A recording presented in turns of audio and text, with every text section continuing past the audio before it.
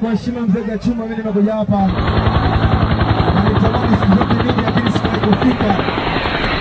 Mzega Chuma kusema walikubali, walinipenda, nami nikamshukuru sana. Mzega Chuma akaniambia njoo wasalimie watu wako wa Tarime. Kesho zindua hoteli ya mzee, alafu naongea mzee, kishamaliza kuzindua hoteli yako tarehe 4 Jumapili nitaka niwe uwanjani na wanangu, alafu Jumapili nataka niwe na uni wangu wote pale uwanjani.